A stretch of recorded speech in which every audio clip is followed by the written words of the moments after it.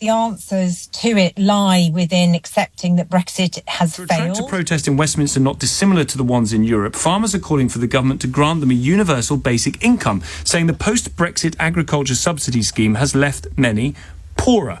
Liz Webster is beef and arable farmer and founder of Save British Farming, who organised protests in central London last week. Thank you very much indeed for coming on the programme. How out of pocket are farmers? Well, you know, this was all predicted, actually, what was going to happen back in 2012 by the Vote Leave economist Patrick Minford. I think that it's perfectly true that if you remove protection of the sort that has been given in particular to the car industry and to other manufacturing industries inside the protective wall, you have got you're going to have a change in the situation facing that industry, and you are going to have to run it down, and it will be in your interest to do it just in the same way that we ran down the coal industry and the steel industry. These things happen. Look, Brexit has taken us out of the cap.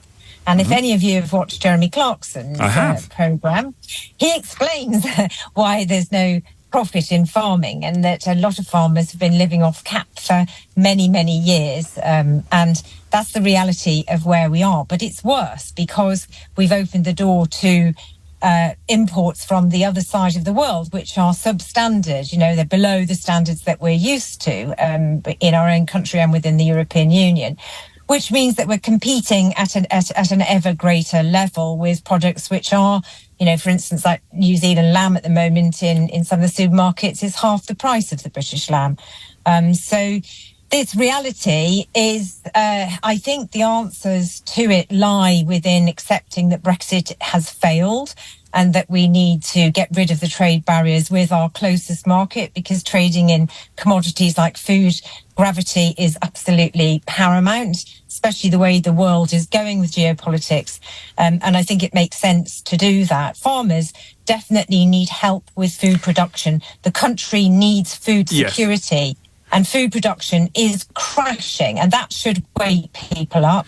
It's good that some farmers are saying they want UBI, but really, to all intents and purposes, CAP was UBI, as we already know from Jeremy Clarkson. So the CAP being the Common Agricultural Policy, just to clear that up for people, but the government have meant to be putting in a new scheme to replace that, but as I read, have underspent hundreds of millions from what was meant to be the 2.4 billion that was available. Why is that? Why aren't people signing up to it? Well, people are signing up to it now, but agriculture is devolved and it's all a bit of a hodgepodge. So our own UK market is unfair. It's particularly unfair for the English farmers. But they have switched food as a public good to the environment. So it's an absolute... it's the worst thing that we're being paid to plant flowers, and farmers are, you know, beyond... Some farmers that want to look after their animals, and perhaps they don't have that much land, are being forced to take land out of production. Then they've got to buy feed in to feed those animals because they can't grow the food because they're being paid to grow flowers. I mean, it's the most crazy situation that we've ended up in.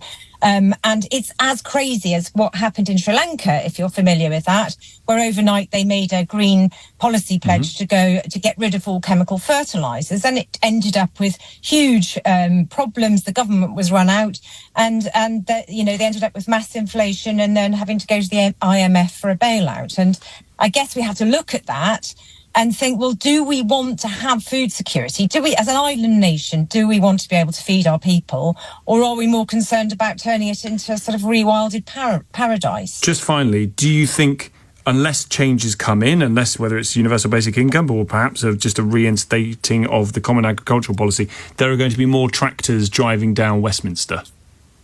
For sure, we're coming back in tractors, for sure. It's quite a challenge getting them in there, and we don't want to be like the European farmers and be a pain in the neck and destructive. We're not those sort of people, but we're happy to keep bringing tractors into Westminster with theatre. And once we've got through our busy spring planting, we'll be back, and hopefully you'll enjoy the entertainment, because that's what we're looking forward to do. And we loved the feeling on the ground from the people who are very happy to see us there. But we don't want to be a pain. We don't want to start people thinking, oh, they're back again. So we want to keep the element of surprise and delight amongst the protests. But they are important protests. I'm sure the drivers in central London will be delighted. Well, we're not doing it for ourselves. This is about the country's food. Food security is national security. And that is the most important thing. And the lessons that we learned in the last World War have largely been forgotten. Don't forget to comment below. And also, if you haven't subscribed, do subscribe.